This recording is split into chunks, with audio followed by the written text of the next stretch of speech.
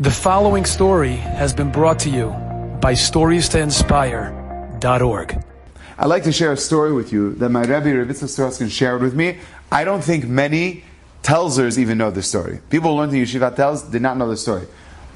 I was born in Cleveland, and I didn't hear this story. My father learned in Telz Yeshiva. He did not know the story. And a few people that I shared this with also did not know the story. So now, Baruch Hashem, Torah Anytime is going to proliferate this story as well. The story goes like this.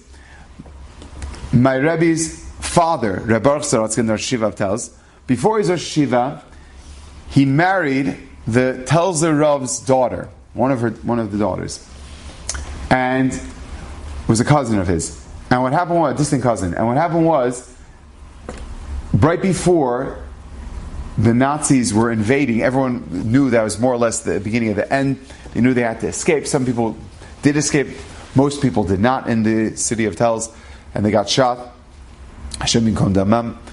And before Reb Baruch Sorotzkin and his wife said goodbye for the very last time to his father-in-law and to her father and mother and mother-in-law, the Telzer Rav pulled Reb Baruch to the side and said, "Let me tell you the following. The secret to succeeding in anything, Seder Hayom. Always adhere to the Seder Hayom that you have every single day. And you have a Seder Hayom, you're guaranteed to be successful." So fine, those are the last words he said. Now, every single day, Reb Baruch Sorotzkin would get up at a certain time, do what he did, and then when it came from 8:45 to 9:20, he would have his breakfast. That was his breakfast every single day. 8:45 to 9:20, he would have breakfast. So now when they were traveling through Europe, and they were on these trains, so they have in different trains, the different cabooses that they have, some of them are the eating train. So Reb Baruch Sorotzkin remembered what his father-in-law told him, which is you have to have a Seder Yom. So he looks at his watch and he sees at 8:40, 8:45, it's about to be breakfast time. So he goes into the breakfast room. Obviously he's not eating it, there's nothing that's kosher. And he's sitting there, and it's like from 8:45 to 9:20, he's sitting there and he's very relaxed, eating some of the food that his wife prepared. He's eating in this room. And he was like reading some paper or something. He's about to fold it up and go into the next caboose with his wife, when suddenly the train stopped. Literally in the middle of nowhere. It was like at 9:15. The train stopped. And a bunch of Nazi guards got onto the train.